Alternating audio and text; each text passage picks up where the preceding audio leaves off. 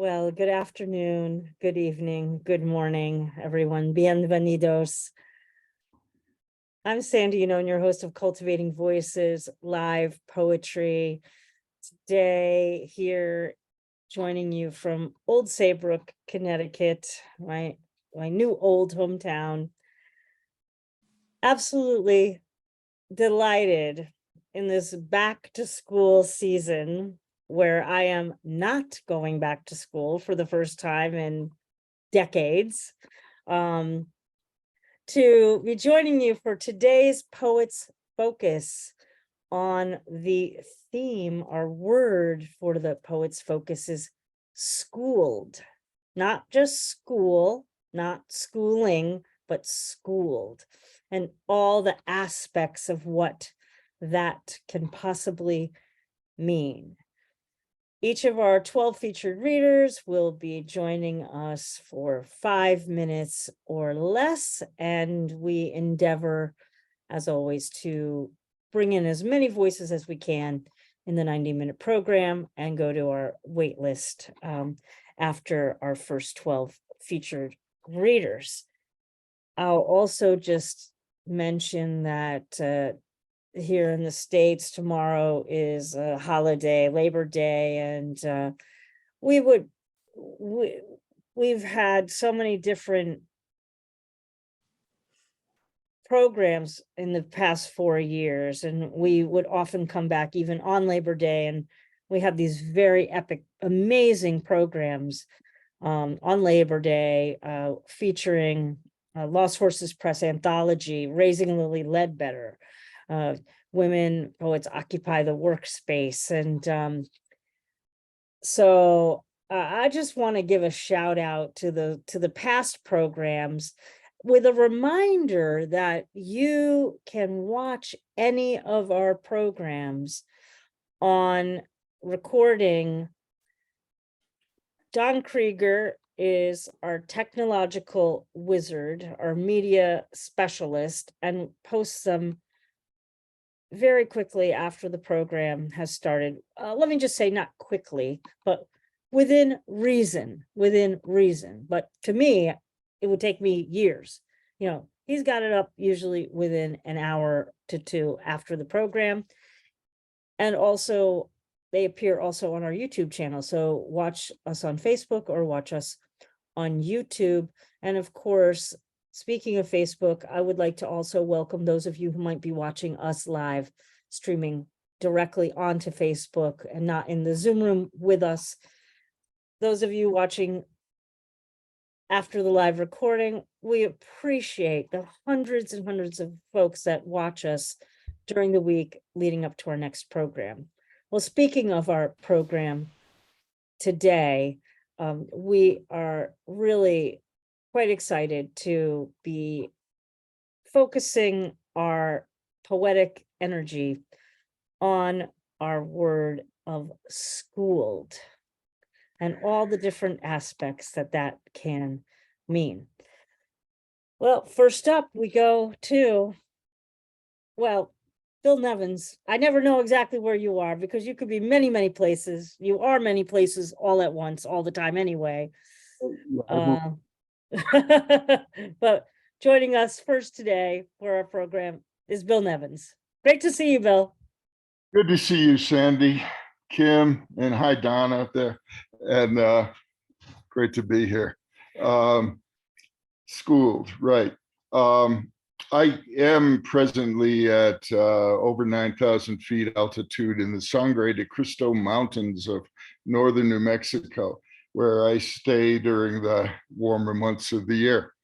I have lived for many years in New Mexico and taught for many years in schools in New Mexico.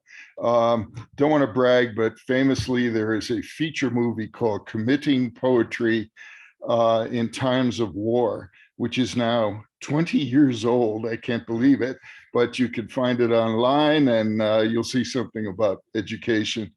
Here's a poem, and it comes from that time. Desperados waiting for the dismissal bell. in an Albuquerque charter school, 2003 free writing class, committing poetry in the time of Abu Ghraib.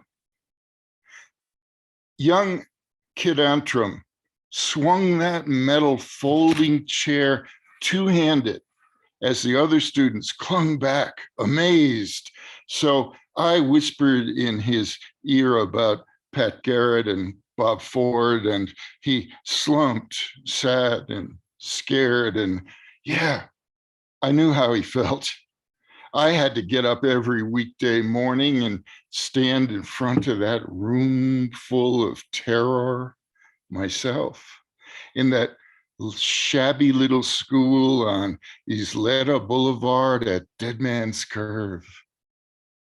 Later on, that same semester, Henry Carty had calmed down and made some friends, and he'd just become another bored learner, but a coke-sniffing jock gym teacher insulted the kid in class, and that kid lipped back at him. Down at the principal's office, the kid was sentenced to write an apology to that cokehead lout. The kid snarled, "Yeah, all right, all right." Next morning, when we came in, there was graffiti scrawls all over the school listing that coach's anatomical faults in crude terms, but eloquently crude. Bilito was expelled, of course, but damn, he could write. Damn, he was free. Fair Mexican maidens play guitars and sing songs about Billy, their boy bandit king. A liberal education. Some of us spent our early years flying high, having fun, switching spouses, while some got down to work and made a killing flipping houses. Fair enough, my friends. This was the land of the enterprising free back then. But after Trump's gang comes back in 2024, as the mystics, statistics, and CNN say he well might, we'll need patriots to do what's right, to make those houses safe for the Maquis, carrying on the fight for the rebels in resistance against the fascist fury in that American night. You know, it wasn't as safe as houses, no matter what they might say. And I've got one short poem by a comrade from this book, which I hope you'll all get to read. We are doing readings from this book all over New Mexico right now. Next one will be October 7th in Taos. It's called Up From the Ashes We Rise, because northern New Mexico burned, the forest burned last year, and the people here are coming back. So here's a short poem by my comrade, Sharon Vandermeer. The Measure. Treasure is that which remains when everything else has burned to ashes. It's this book. Thank you very much. That's Bill Nevins, everyone. Up from the ashes, rise the voices, among many other things. Thank you so much for bringing the poems, starting us off today. It's our Cultivating Voices live poetry. Poets focus today on the theme, word, impression of schooled. And please do a good reminder, Bill was very well versed in sharing about the anthology. Please feel free, of course, folks, if you have upcoming readings, new book coming out, anything poetry related that you want to share with us, the chat is very welcoming with those announcements and respectful invitations. So on that note, thank you again, Bill. And we move now to Aoife Cunningham, and Aoife will be followed by Dougie. Hello. So I'm going to be reading two poems that I have memorized, so I hope I don't make any mistakes. And the first one is called Wings. My mind is a playground. As a child, I loved the swings. They offered me wings of escape. Swinging there, I'd laugh, uttering buoyant shrieks and ivory bellowings. But as I matured, my inane giggles were drowned out by a new soundtrack, nature's clock. Quaint clicking, quickly ticking, the sound of marching adolescence. Without warning, I was remodeled into this hormonal riddled heap. Now that I'm older, I'm encouraged to grow. Hence the reason I stopped swinging and seek fulfillment on something untried. The seesaw. I sit on one bend. Sorry, you're going to have to stop this for a moment, please. Oh my God. Yeah, I'm sorry now. Sorry guys, there's nurses. I'm sorry. I'm literally live Sorry, on Facebook I right now. understand that, but we can't have this. We're done. Well, Yeah, you're not allowed. You're going to get started. A lot of trouble here now. But there's no feed, there's no male and female allowed. we had nowhere else to go. Excuse me. We're going out You to must do this on your own, okay? So there's no filming allowed.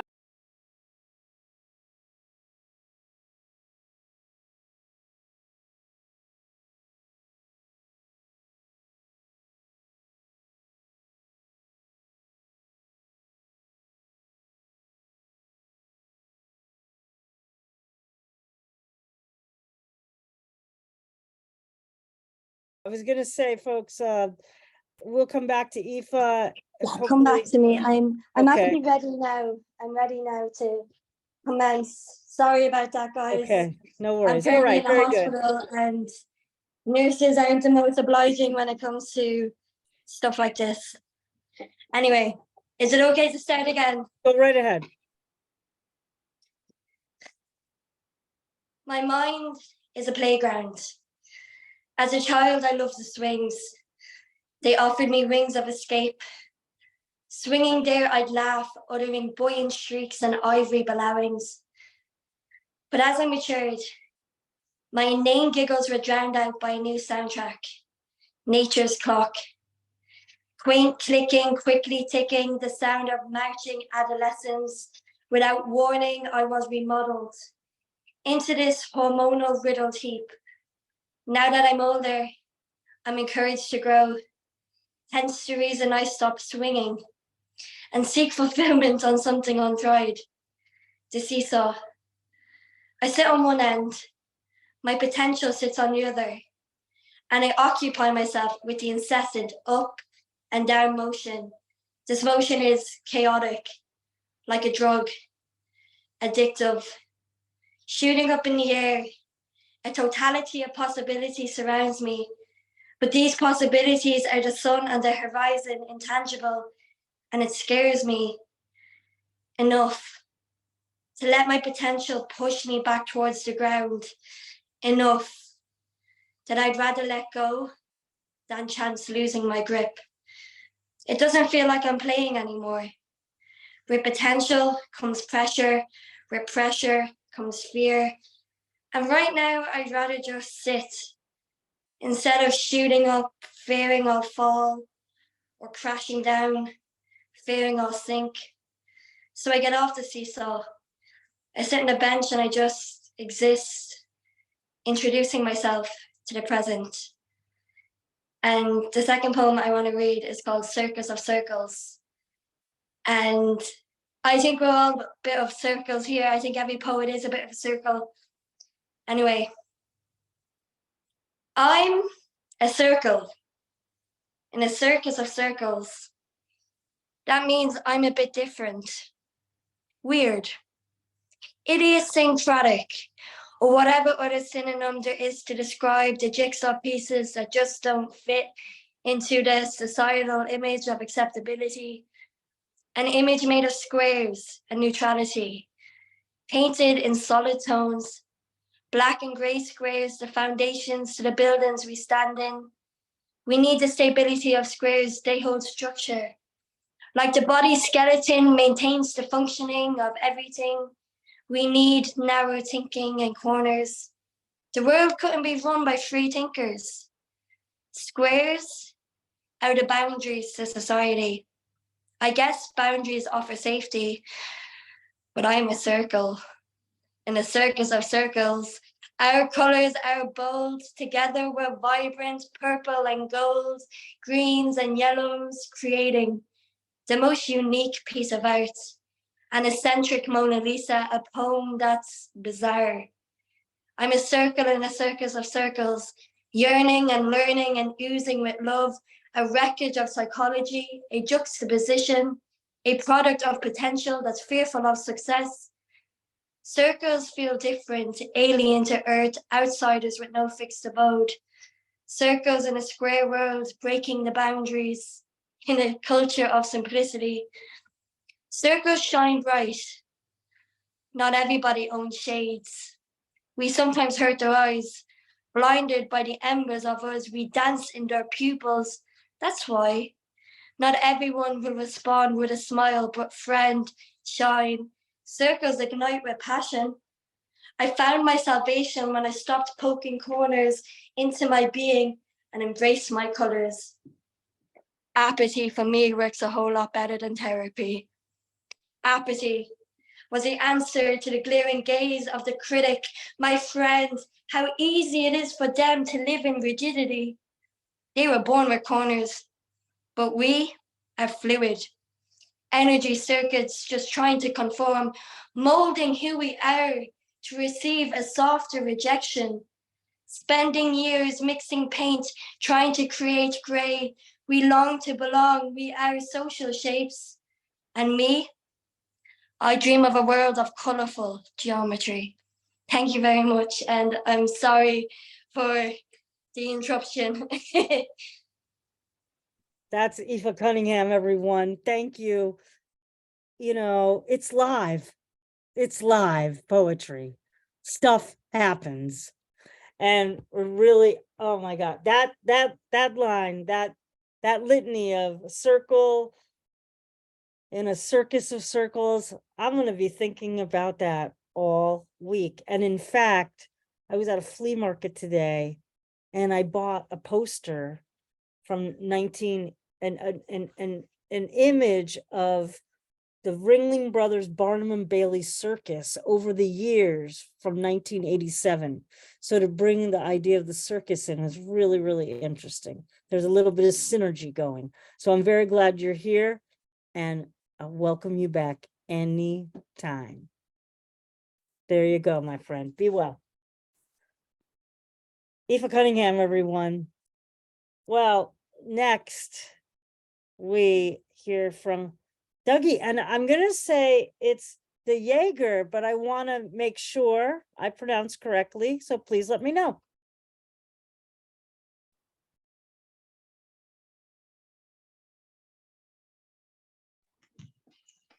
Oh, the little... I am Dougie, I always smile. In the world, I am strong with the sunshine grin. I can make friends by just being me. I will always be your friend, no matter what happens. Well done, Dougie. I love you.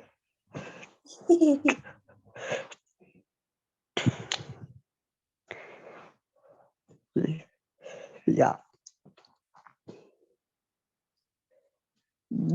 Beautiful. Thank you so much. Great to have you with us. We'll see you next time, my friend. Yes. Yeah. Beautiful. Everybody, what a program already we've had today. What a program. We now move on to Ann Myles. Ann Myles, followed by Jane Fitzgerald. Hi, everybody. Can you hear me okay?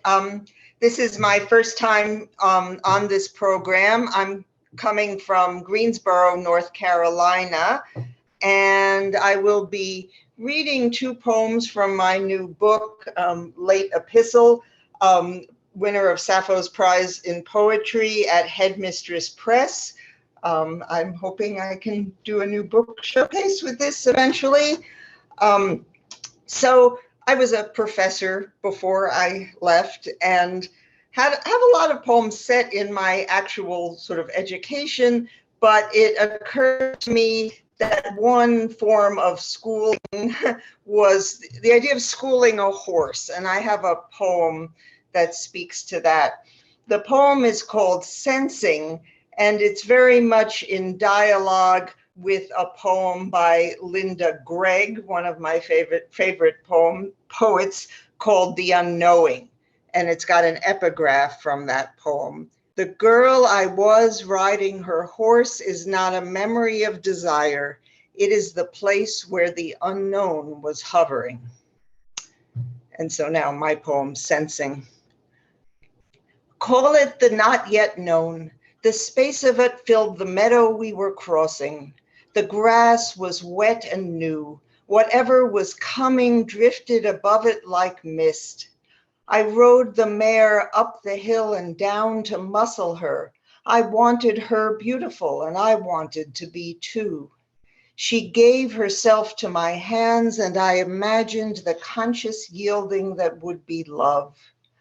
Onion grew wild within the grass. Her hooves bruised it, and the sharp scent rose around us. Her gait I knew, her power as she moved. I was together with something under the sun. What lay ahead kept retreating in the distance in breath and bird song.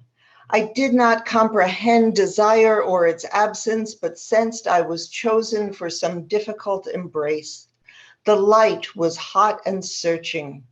I wanted to keep going and I wanted to wait. I could see this field and the one after it.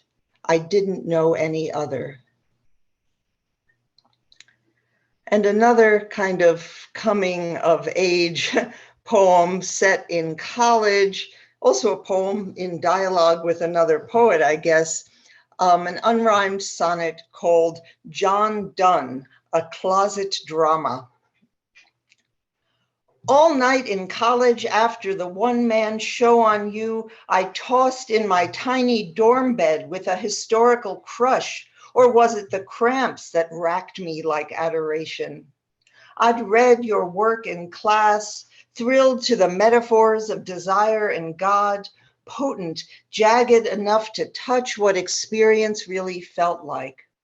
Already I sensed it meant being broken. But your young nose and full lips in that young portrait, I could see you were a man who'd expect things of a woman, the kind I ran from. Maker, don't put the make on me, I'll be a county over in a flash. I'd never be your Anne, willing, let's hope happy, to crank out 12 kids of yours then die. Yet I had no doubt your grief was real and made the poem I'd recite years later, weeping my way across Chicago. I, by love's limbic, am the grave of all that's nothing. It wasn't you I wanted, just words to name that midnight counterlife of loss. Just an unimpeachable male speaker saying things I still could not.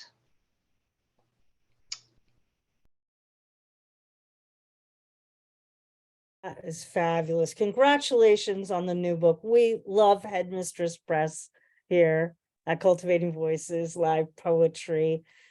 And I have no doubt we will get you in for a new book showcase within, what we do is within a year from publication. So this is a good moment to remind everybody of that, right? Not just Anne, although I want Anne to know this. That we consider a new book within a year of publication. Reach out to us as soon as you might have a book coming out, and we will try to, we do schedule ahead, but not always. We sometimes scramble and we sometimes don't, and it's all good, and we do our best to get everybody in. We have about 48 slots in any calendar year because of 4 people on our new book showcase. But we really appreciate when we learn of new books from people who come and read in the open mics in particular, and we want to amplify the voices of those folks who come in. And of course, we always endeavor that that we're helping sell some books as well. So if you like what you've heard from Anne today, look forward to her new book. And in fact, feel free to put any folks who have books here today, feel free to put your books in the chat, particularly those of you reading today. Thanks again. And I look forward to the next time. Great contributions to the program today. Fabulous. Loved hearing the work, and I look forward to hearing more. And I hope you'll join us on September 24th with Headmistress Press. I'll be mentioning that at the end of the program as well. Well, we now move to Jane Fitzgerald, and Jane will be followed by Billy Brown. Thanks so much for being with us today, Jane. Great to see you. I'm Jane. I'm calling from Florida. And this is a perfect topic for me because I have loved school all my life. And I was a teacher for 25 years. And after I stopped teaching, I volunteered doing ESL with Guatemalan immigrants. So I love this topic. And I have taught in schools from Harlem to blue collar, to middle class to private school. And I find that I learn as much as I teach. But I'm going to read you a short poem from the first school I taught in, which was a rural school that the kids were mostly from blue collar families. And this was a shocking event for me. This is called third grade class. The chair flew across the room like hateful words crashing to the floor. I stood stunned, gasping in disbelief. Misery and confusion had been vented violently like angry hail. The scruffy boy had little to lose. The bare mattress, coatless winters, hungry nights, empty rooms, a loveless life, propelled a chair across the room. His actions didn't anger me. My heart dropped pages of sorrow. The classroom created a haven. School gifted normalcy. The slight spark within him spurred an anxious return. He sensed a possibility, something embracing, predictable, enriching, beckoning beyond his barren gray existence. So that kid did not get expelled. He came back, and I worked with him, and he never did that again. I tell you, I ducked. That was pretty daunting. The next poem I'm going to read is from a child when I was teaching at a private school, and I didn't realize that he really suffered from a psychological disorder until this happened. And this is called Odd Child. He was a timid 9-year-old with big, still eyes that reflected dark dread, like a night creature suddenly stunned by light. I attempted to nurture him, sensing him adrift like a skiff on a vast sea, distancing him from others. The children fled at 3, but the room held a secret. I spied him cowering, balled up in a corner, trying to be as invisible as the fear that froze him. I quietly questioned, "Are you afraid to leave?" The child whispered, "They are making me go to a psychiatrist today. Is it a mean monster?" Softly, I said, "All you do is talk to somebody who cares. That's all, just talk, nothing else." He slowly uncoiled, anxiety and tension airing from his body. Unknown horrors allayed. He shouldered his backpack, weighted with books and demons, and headed out the door, a small sigh lightening his load. Oh, that is Jane Fitzgerald, everyone. You know, just such an important reminder of, I mean, you mentioned 25 years, I think, in the teaching in the various school systems. You know, the school for some is the safest place they'll be in a day. Yeah. And of course, the interactions with people like yourself can make all the difference, you know, in the world. And I know I'm speaking, there's so many educators in this room, so many different kinds of teachers. And I know that, you know, there's a reason that you're all poets, because you have that compassion and that sensibility. But I just like to make it visible, as you were saying in your poem about the invisible. I just wanted to make that visible, that we see that work, you know, and we know how vital that work is. And so I just want to thank you, Jane, and also everyone in this room that has made that kind of a difference in many, probably more people's lives than you will ever be told, because we don't always get the feedback that we've made that difference. That's true of librarians too, Kim, by the way. Thanks again, Jane. We'll see you next time. I'm so glad you joining us today from Florida. Awesome to see you. Well, we hop right on back over to ABQ, as I like to call it, as I've been taught to call ABQ, Albuquerque, New Mexico. The guru of fixed and free. What can I say? Billy Brown's in the house. Here he is. And looking forward to hearing from you, my friend. Thank you so much for being here today. Thank you very much. Can you hear me okay? Yep, Can you you sound hear me? great. Yep. Okay. I want to ask, is it possible to share screen briefly? Should be okay. So give it a try, and Don will do whatever magic Don needs to do. Yep, looks like Don is preparing the magic. And Okay. you should be able to do it. So I'll preface this by saying I've been an educator all my adult life. I teach mathematics and statistics at University of New Mexico, and have taught at high schools and other universities. And when my daughter died in a car crash in 1996, I began learning the power of poetry, and have since been writing poetry and hosted poetry events and published poetry anthologies and so on. And not only from her death, but from a couple of recent deaths and a death that may soon happen, I think we can learn a lot.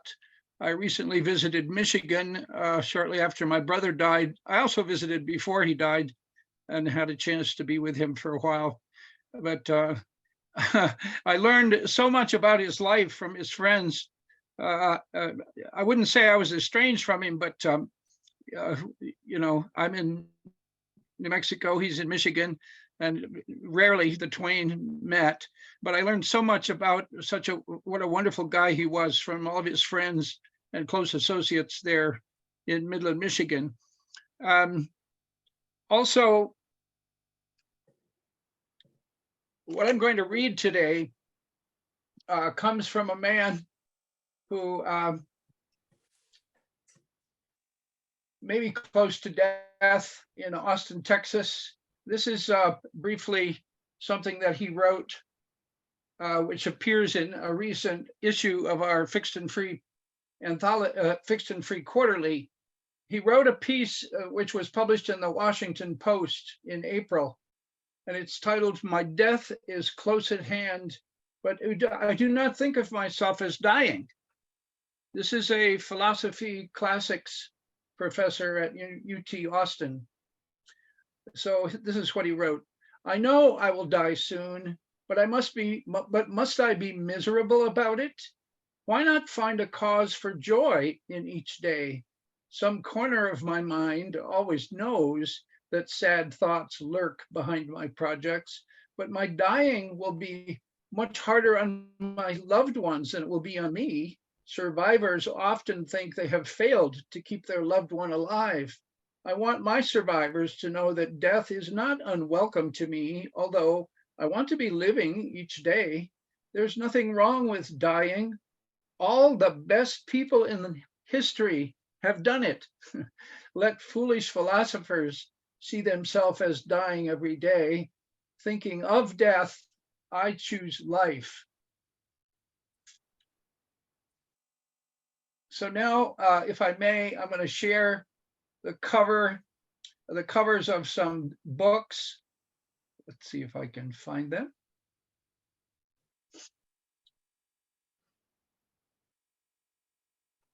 This is the first book, which is called The Spring of Love, Poems for Life. And it's a book dedicated to the memory of his granddaughter, this professor in Texas, whose name is Paul Woodruff, in memory of his daughter who died at age 17 of cancer. And then a second book he published also this year called Antelope. And it's a beautiful collection of short poems. It's a short collection, but I'd like to read the last poem in this book. It's called Song of the Texas Antelope. Now heat from above burns the plains dry. With death on my back, it's no use to run. The grasslands are dying, and so am I. A lion spreads his claws across the sky. Wolf pounces from his place in center sun. New heat from above burns the plains dry. The few remaining fawns refuse to lie on the cracked earth. I am done eating grass. It is dying, and so am I. Black-winged air coyotes fly above our heads, waiting for the one who falls first as the plains burn dry. By empty streams, the herons do not cry. We lope towards a memory of water. None flows. Rivers are dying, and so am I. Always before, when in danger, I have run, but there is no outpacing the blistering sun. New heat from above burns the plains dry. The grasslands are dying, and so am I. And finally, I want to show briefly the cover of our upcoming issue of Fixed and Free Quarterly. Here it is. The art that you see on the right is by a woman, a famous artist from Albuquerque who died earlier this year by the name of Vicki Bolin. And the words interspersed between the pieces of art are a poem by her husband, Richard Wolfson. And this is the featured cover of our September issue of Fixed and Free Quarterly. And Richard will be a featured reader at our October reading. Thanks very much. Billy Brown, everyone. As always, lessons abound. Lessons abound from you, my friend. I really appreciate you sharing those poems of Paul Woodruff, UT Austin. I think that the last one, it was either a Pantoum or it was a Villanelle. Amazing, amazing poems. And you'll see Mary Mathis was saying that's her alma mater. So she was really, really engaged of wanting to know who that professor was. I put his name in the chat as you were reading. So, you know, as I say, you know, grief and joy are always holding hands, and the poems today and your messages were, never was there a better lesson than you're sharing today. Just briefly, Paul Woodruff was the chairman of the philosophy department. He was also the dean of undergraduate studies, and he was a very powerful academic leader at UT Austin. Thank you. Thank you. Well, folks, you can catch Billy as a host of Fixed and Free from Albuquerque. I'm sure he'll post about that. And what's beautiful about, if you're connected with Fixed and Free, you participate in any of their readings, is that you have an opportunity to be published in the Fixed and Free anthologies that come out periodically. I'll say periodically. Well, next, oh gosh, everybody in the room today. Beautiful people. Thank you so much for coming today. Belle is next with us, and followed by Gordon Ferris. Good to see you, Phynne. Thanks for being with us. Good to see you too, Sandy. Greetings, poets. So one poem from me, this is titled Mintaka. So a little bit of history behind it. Mintaka refers to the star seed with affinity to water, possessing great power of healing and premonitory dream vision. Mintaka is also one of the brightest, most visible stars in Orion's belt. So here's a little bit more of interesting trivia too. Orion, in some Greek mythology accounts, was the hunter who raped a princess named Merope. When her father, King Anepion, rejected him as a suitor, believe it or not. So long story short, Zeus, the supreme and notoriously most rapey god in the Greek pantheon, is rewards Orion by making him a hero and immortalizing him in the constellations. Go figure. Sit here now. Hear this story the day I reincarnated, mortal flesh, molting fin and sugar glass bone, landing starship upon a Monday evening's dying planet. Sonar wave Rhea, awaken titans, see my plumed, prideful fishtail, ruin my smeared gash lip. Vermilion, brilliant, breaking a winning streak. It was in that instance you bellowed, stunned, smitten, I paused. There was nothing laced in the impending icebergs melting my drink. Here, I birthed a practice of copying down misshapen excuses sent in my direction on wake of frenzied moving water. Poseidon's bow, slipshod cocksure proclamation you asserted, unbending even then. Brine and tang, I murmured back. Who between the two of us was bothering to keep count, to number days in correct order, when I was already tracing the maddening shape your lips took to round out its vowels, to soften their frantic release in my direction? You consciously dimmed your flame, this flame inside your hurricane lantern chest. You cupped long fingers to surround it, to guard it, to keep me from deciphering it.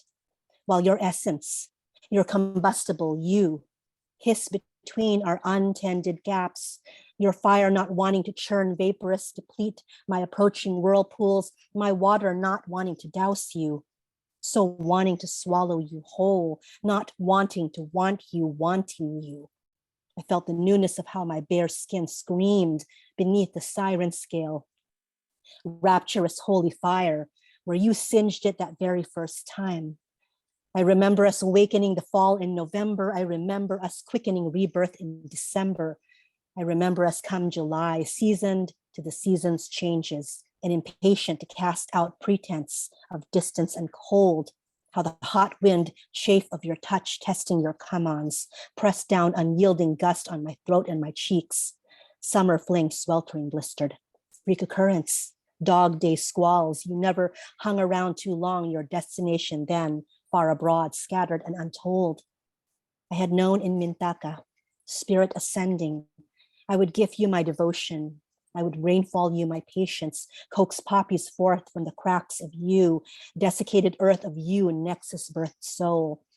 It was in this place we created comprehension dawning. We witnessed the way we halted the tumbleweeds rolling in their southwest wanderings. We rooted in oasis, became wildflowers of every riotous color, burgeoning life into the desert. In those days, I sang the sea sleepy, sex-sated drunk for you, as she pulled the moon's phases erratic, to echo you, to greet you, sunrise Helios, mounting to hold you, to save you, sunset Icarus plummeting. The leaves turn to gold-hued rot. Proserpina somnambulant ascends through the snowdrift. A Mayflower head erupts. Soaring is a motion reversed, achieved upside down. The ground is the sky. You bore not a solitary care as your violent rays ripped the sky bare to embrace you, to rescue you in your nightly downfall. Thank you. What a poem. What a poem. That is Belle, everyone. Thank you so much. Of course, I'm thinking about the blue moon too. Like, I'm just thinking about the energy of the stars, the moons. But And I wrote I said, you know, and you're relating the context for that poem. I was like, and there's the patriarchy, even in the stars. Just like, wow, what a poem. What a poem. Thanks so much. I look forward to next time, as always. That's Belle, everyone. Well, next, Gordon Ferris is joining us today, and Gordon will be followed by David Brydges. Good to see you, my friend, today. Tonight, I should say. Yeah. Good evening. I'm going to read a few short poems. Okay. The first one is Cuckoo Nest Man. When Cuckoo Nest Man stays awake for 30 hours straight, does he count the time he stares at the blank screen or gets up to refill his cup? Does he count the time he goes over his mail and feels like giving up? Does he read over what he's done, change it, and find half is gone? Does he see chores that get him out on his feet, urgent deeds that need to be done, and drag him out of his seat? And this one is called The Heron. The heron stands majestic on the Garavogue River. I tried to capture it on film, holding the camera steady, zooming in with elbow straight, tight on my side, not knowing what to do, what really to do. The solitary bird stands still, as if posing, even though it is a distance away, looking in a different direction at two swans and three cygnets, competition for its food. I'd seen this heron many times in the same spot on the river, always alone. Appears suddenly and disappears suddenly. I'd never seen it in flight. This would be magic to see, majestic. And this one is called I Can't Tell You Anything About. I can't tell you anything about the way you display your truths, the sound you make, so convincing, so right. It's the way you explain things, my lack of words to speak my thoughts. It's just my lack of nerve to utter these defiant words. My lack makes me cower in your presence. I can't tell you anything about how voices sing on moonlight breezes, how shadows dance on backward wall, how dug up memories make our neck hair freeze. I can't tell you anything about when the wicked takes all we have. I take the troubled track because our loved ones are all we have left. And this one is called Reminisce. So we sit here waiting for the head to pop around the corner, for the light to re-emerge, for life to begin anew. On the windshield, a fly stands. You look closely to make sure it has no miniature head before you kill it. You look beyond the houses to the hills and trees, to green and brown of nature where you long to be. You ponder on past times, easy faces, familiar, unafraid. And this one is called Lost. With a usual glass in hand, you upend the plate onto the floor in anger, making sure to enter into the notebook the name of the orange flower you love. A notepad used to enhance your recall old age puts pinpricks in your memory. The clock winding down, ascending the hill, the table eternally laid for your coming, to the make-believe everlasting land across the shining riverbank that blinds you. You must carry your shoes to the other side where the abundant smiles light up the street. At last bringing to an end the journey, at last a return they thought would never come. And this is called A Life Lived. She sang and gained glances. I just continued to drink and watch the strangers dance. How was I to think our futures would become entwined as lovers, parents, bitter enemies?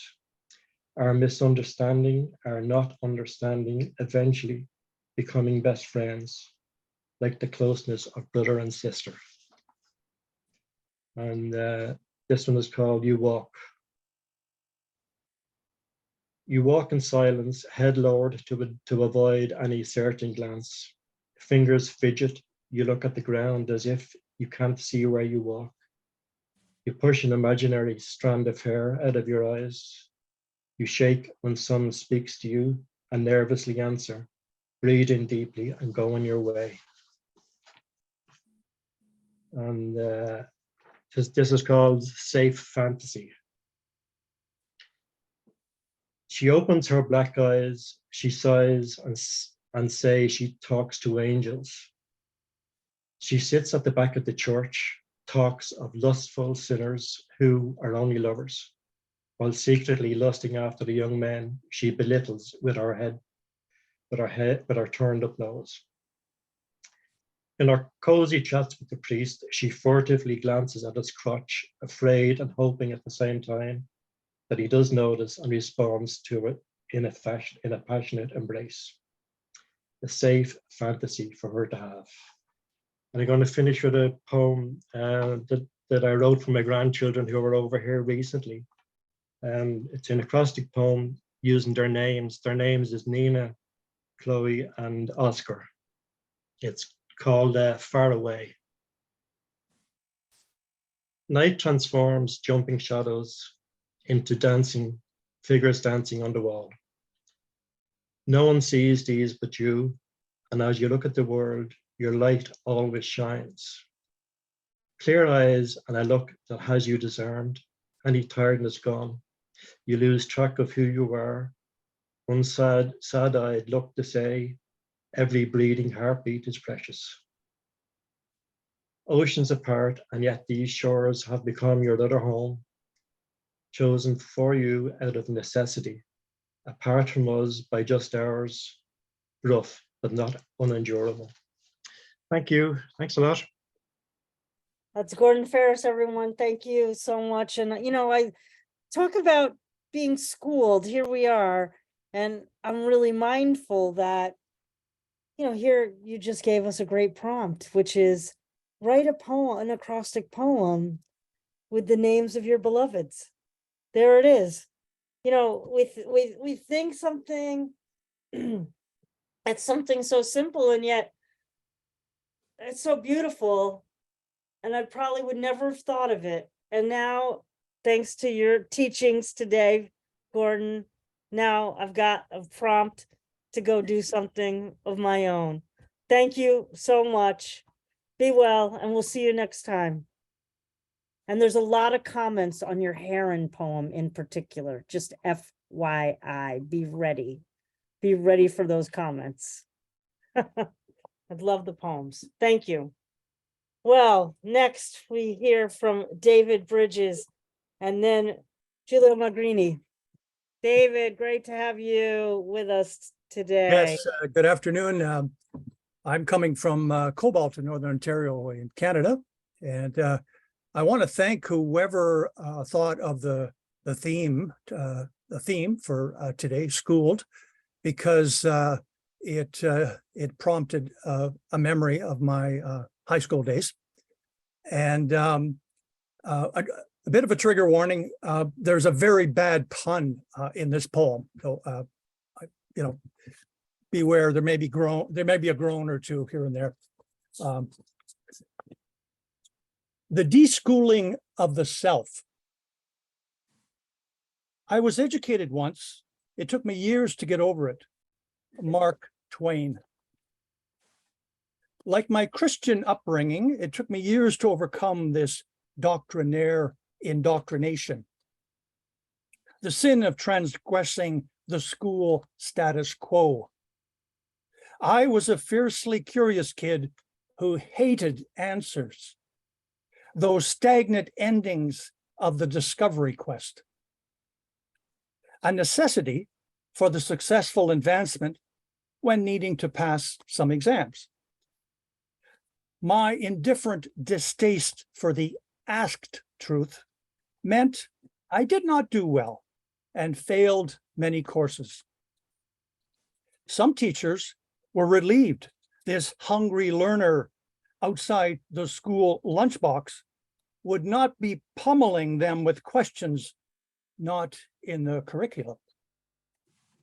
I yearned to learn beyond the school grounds and not be confined by any academic regime. My temporal freedom and route of becoming a future poet came in Miss Galati's math class. She was a devout Hindu from India. When a fly flew into the classroom, someone would kill it, prompting her to break down in tears, because that might be one of her reincarnated relatives. According to the 5,000-year-old Bhagavad Gita, you can be reincarnated 8,400,000 times. This ancient text says, just as one leaves an old shirt, putting on a new one, the soul leaves an old body to acquire a new type of body. I decided to die in math class metaphorically. I wore an invisible new shirt daily as an old body became a new type of body, stimulated to the core. My soul encountered a beyond mathematical richness, reborn as an autodidact student of the way of the words. A reluctant rebel defying traditional teacher authority so I could listen to a fledgling inner authority. Our New Deal stated I wouldn't mentally attend math class, but sit at the back of the room to learn as I please. Miss Galati would give me a score of 1 for putting my name on the examination paper. My alternative time, to the envy of bored classmates, was spending time reading Time magazine, updating a young mind on world current events. But most importantly, with pocket Oxford dictionary in hand, gave a juvenile vocabulary a mature boost. An addiction to words I have to this day. I became a world traveling sponge with astounding absorption. Every day, passionately living my learning motto, Doctora Ignorantia, a person of learned ignorance.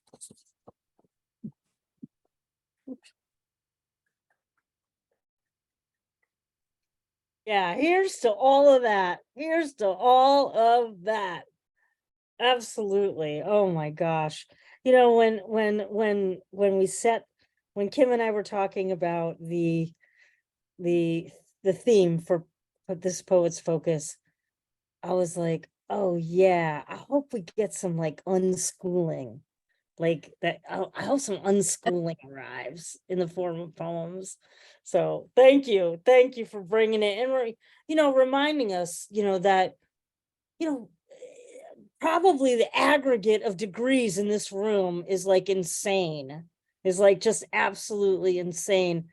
And yet I sit here, and in the other room is my mom, who didn't go to college.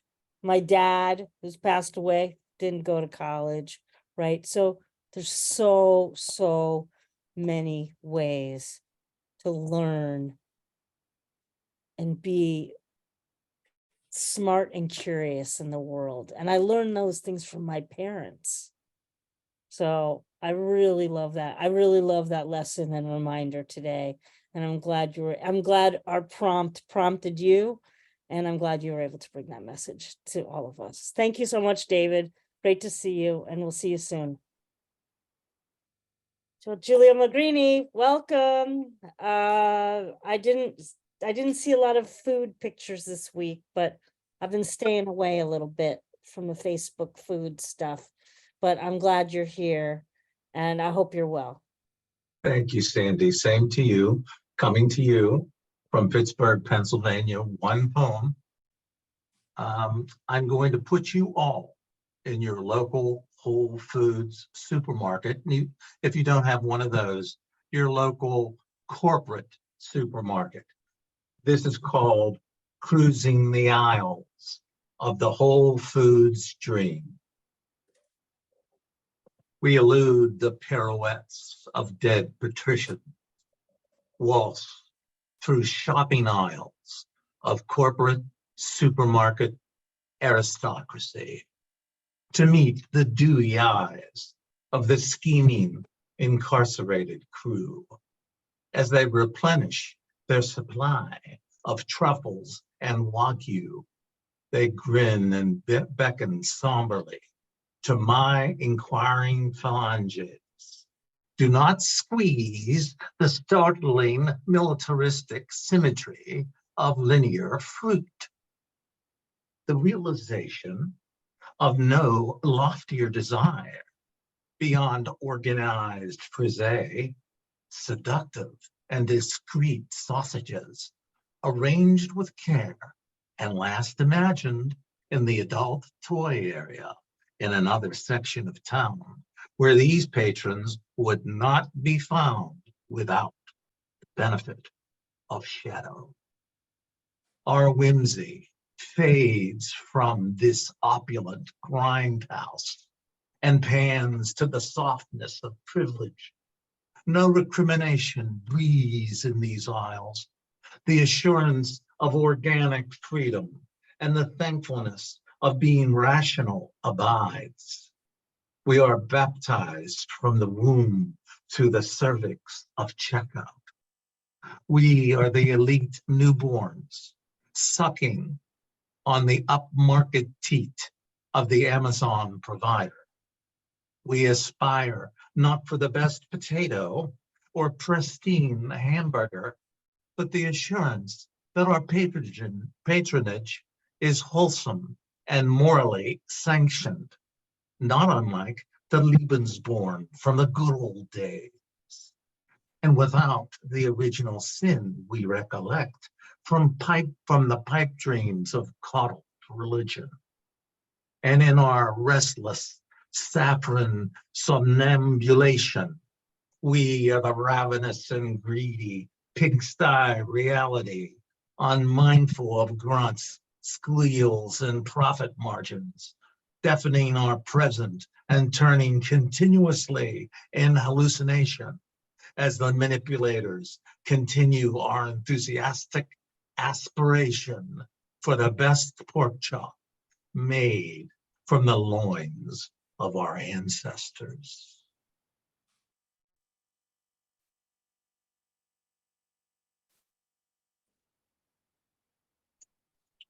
Hope y'all like that one. Thank you so much. And yeah, Whole Foods, right? A whole sellout. Amazon. Okay, that is a rabbit hole I cannot go down with everybody here. No, because it's a long story. That's why I'm like, I have never bought anything from Amazon, and I will not. And I will leave it at that. I'll tell you the story another time. Okay. How that happens. And I get that people need to do what they need to do, but I'm just saying I'm appreciating what you brought here to the table today. Thanks, Andy. Thank you so much. Giulio Magrini, everyone. Your new book, not as new now, but still new, The Color of Dirt. Thank you very much. Please feel free to put that in the chat. And we're wrapping up our featured readers in our Cultivating Voices live poetry. Today's Poets Focus on Schooled. And as Kim said in the pre-show, she was saying like, oh, I'm sure that everyone's going to bring all the prismatic meanings true to form. We've gotten all the angles. We've gotten so many angles on the word schooled today. And let's hear our contribution today from Lesley Traynor. Beautiful to have you with us today. Yeah, and it's really nice to join you from Scotland. I was brought up in quite a rural area, but it was social housing, and nobody really had gone to university from our area or whatever. But about age 12, and I wasn't even aware that I had passed some sort of test to go to a school an hour away. So this is kind of about that and how it dissociated me from everybody else around me. Stranger in the land of my birth. I am the lass born thrice cursed, female, Catholic, scheme-born, secrets demanded through a screen by a priest who hid his own. My mother proud at his visits to bathe a brother in the sink. I am the lass running at the edge of the scheme, feet slipping inside another's shoes, waiting for Friday, hoping a father's wage packet would release a pair of my own. Who learned to raise fists against privileged taunts, wondering what were patio doors. I am the lass who read novels by streetlight, a family sleeping in ignorance. I am the lass who learned to hold her whisht, no philosophical debates allowed, told not to get above myself. But I got above myself. Each day left home, family, friends, passed through a checkpoint, journeyed towards a different future, returned to strangers, to the priest who sat too close, still wanting your whispers. And the second, thank you. I became a teacher, and eventually I trained teachers at the university, but my first job I took in Ethiopia, and it was because my family had no money, so it was the first job that was offered. But I didn't know I was stepping into a war zone, and they suggested that I had to stay within a compound. And I didn't want to do that. I wanted to stay in the town with other Ethiopians. So this poem is called Compound. A top floor flat, one Zabanya to guard, cradles his rifle as he did his dead child, morphs from guard to guardian, nods at my safe evening return. Reluctantly, one servant, Zerguta, scents mornings with her smile, never on weekends. Sorry, I just slipped it down a wee bit too far there. Churchill Avenue slides downhill from its source high on the mountain, past stone relics of transient invaders, catches me midstream where I watch it hold on to life, before the witching hour, before curfew. 5 wee bairns sleep in the bus stop outside, where women alight take the few steps into a hairdresser specialising in straightening hair. A domino sequence of coffin makers creeps uphill against the flow. My neighbour, the box shop, props exotically painted offerings for the afterlife along external walls, morphed from the debris from others' lives.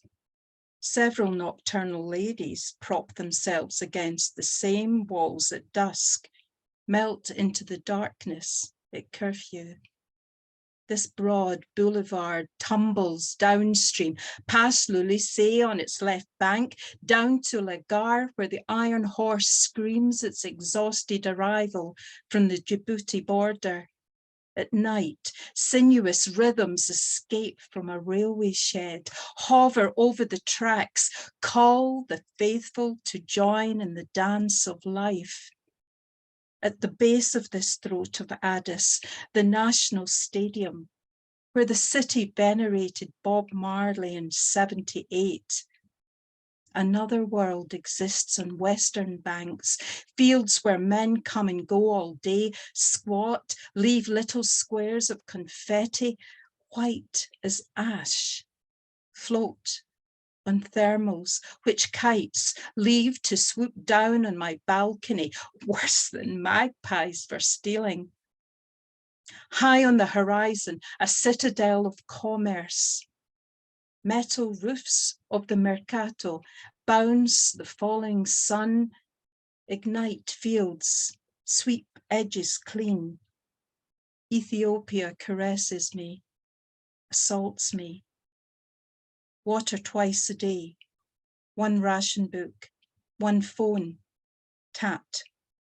No walls to hide behind, no barriers, no Sunday roast.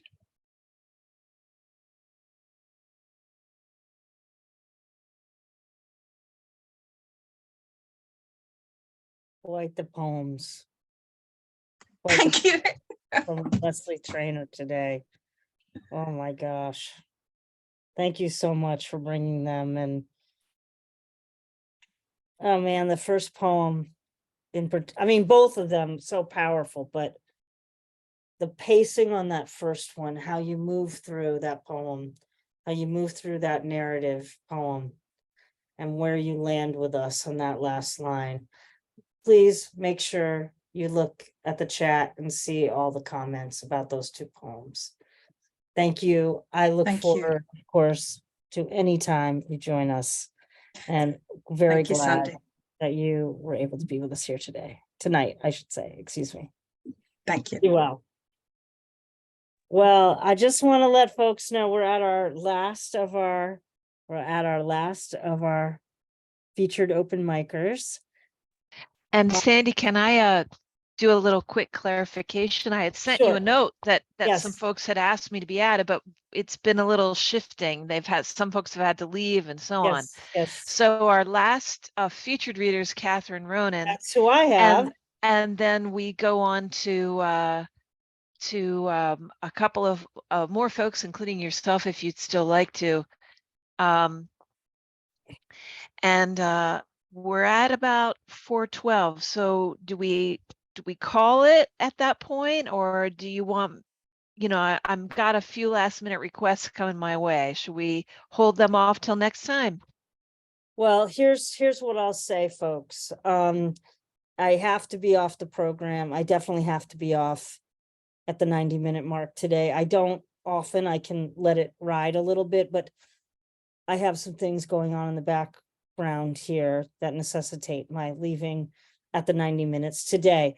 Kim, take my name off and put someone else in my slot, please. Okay. And we'll get who we can get in. And apologies if we can't get everyone in, and I'll stop talking now. And we'll move to Catherine Ronan. Thanks, Sandy. Thank you. I'm just going to read one poem because time is limited. And schooled, I took a kind of prismatic slant on this. So I called it Lessons in Love. Lessons in Love. The sun has fallen from the sky, melted between my knees. My teeth rise to float on a river that has burst its banks. I roll my eyes in sand, cut my hair in all time that is now. My diamond in the dark shreds the universe. I am a wounded healer, hungry ghost dancing warrior for you, drowning in the ether of alchemy, inside and beyond. Our spirit stitch spans the arc of time. There she is, Catherine Ronan, everyone.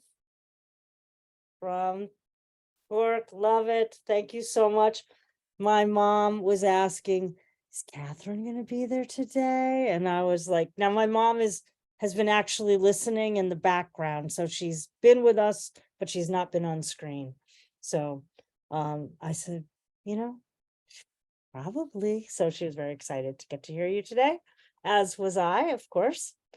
Well, now we move to our waiting list, and I'm so thrilled. Again, a reminder, folks, one poem for our folks on the wait list. We'll get in as many of you as we absolutely can.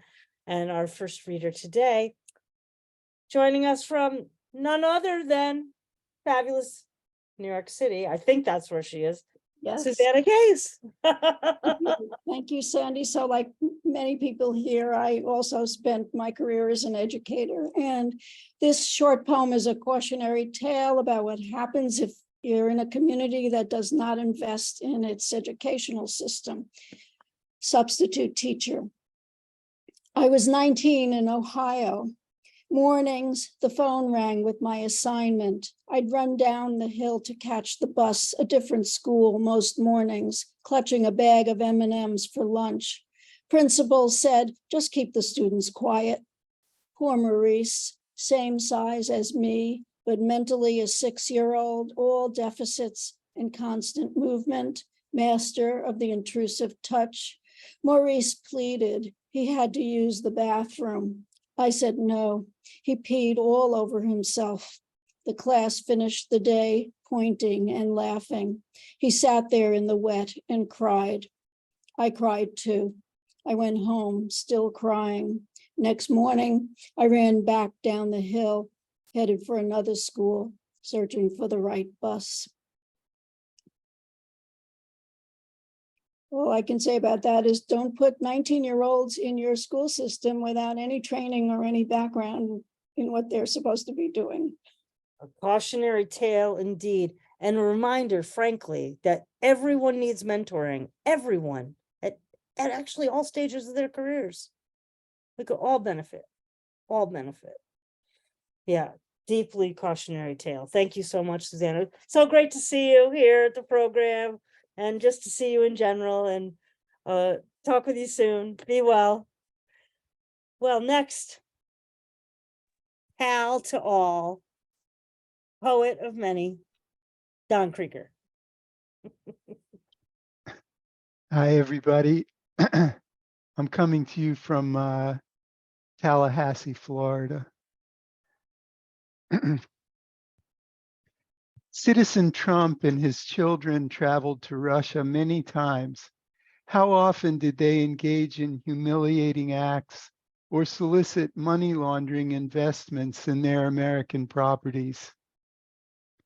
Joint press conference at the 2018 Helsinki summit, Putin's puppet. A reporter asks, President Putin, why should Americans believe that Russia did not intervene in the election? Trump interrupts. The Electoral College is advantageous for Democrats. There was no collusion. Putin adds, you can trust no one. They ask Trump, President Putin denied election interference. Every US intelligence agency has concluded that Russia did. Would you denounce what happened?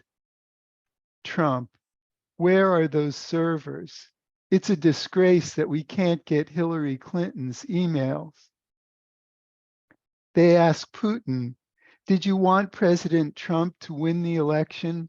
And did you direct any of your officials to help him?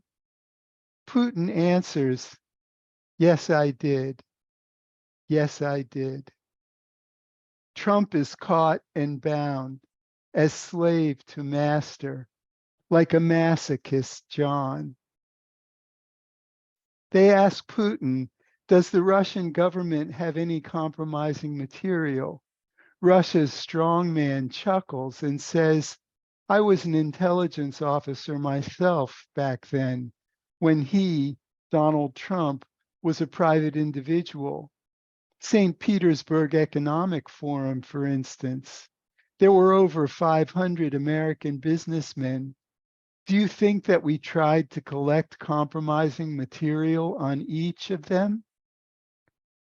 He taunts Trump with unrevealed secrets we all must suspect, but even Trump can never know. That's from the joint press conference at the 2018 Helsinki summit, Putin's puppet. You know, it's so twisted how we can just actually go to transcripts. And there it all is in the most twisted poetry, and yet there it is, it's poetry. Like it's poetry in commotion, you know, like, wow. Thanks for the poem. And the lessons that we never wanted, that we never want to learn, but there they are. And they're the truth tellers. There's the poets ferreting out the truth. Thanks, Don Krieger. I'm very pleased to see that we're going to get to hear a poem from our dear friend Indran Amirthanayagam. Great to have you with us today, my friend. It's been a while. Thank you. Thank you so much, and thank you, Don. Thank you, Kim. Thank you all. Look, I'm excited to read a new poem from a new book that's about to come out. The book is called Poet Dan Poa, Poet of the Port. And I wrote it in Creole, Haitian Creole, and translated myself into English. So I'll read the English version of one of the poems, Meditation Under the Tree. I think of you at every moment of the day, even if there are others in the world, other wars to fix. It is always like this. Inspiration takes blood, sweat, absolute compromise until love arrives because we are exhausted from running fast, pressed in the course that life sets. Stop already, take a breath. We are there even if in our heads we visited the country without a hat, even if obsession with love flourishes in your poem because the poet Maudit must write about the flower, wilted, punched, destroyed. Or perhaps one could change themes like a lizard its skin. I sit in the leaves of the tree. I'm waiting for you. Nobody can see me except you, because I think I see you still. Meditation under the tree. Thank you.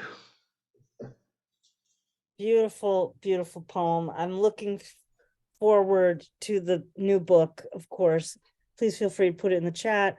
And of course, a reminder that it will be beautiful when you come onto the program. We'll hear, of course, in the home language and in English. We welcome translations here on Cultivating Voices Live Poetry. We know many of you are translators in a multitude of languages in this room. And so thank you, Indran, for that reminder of that as well. Well, folks, I think I have time for one quick poem of my own, and then we'll close out the program for today. I want to thank everyone for your amazing contributions today. This is a poem from Boats for Women. I had a mini series on poems based on the honors classes that I took in high school. And so this is one called Honors Economics. When she runs her tongue against my chipped front tooth and wants to know its story, I want to blame the puck for my tooth, for her question, for the breakup about to crash into me like a hard check against the boards. But the fact is, I was the only girl on the ice the day I forgot my mask and the boys let me play. Through a screen, one ripped a wrist shot that rose off the ice like the graphic black line I plotted to prove my stock's imaginary worth in honors economics. The girls invested against the boys back then. At lunch, we huddled over the daily quotes while the boys shot change across the tile floor, anticipating the after-school ice. In goal, I was the girl learning the business of saving, how to stop pucks cold with my body, how to shave the ice with my blades instead of picking with the feminine toe.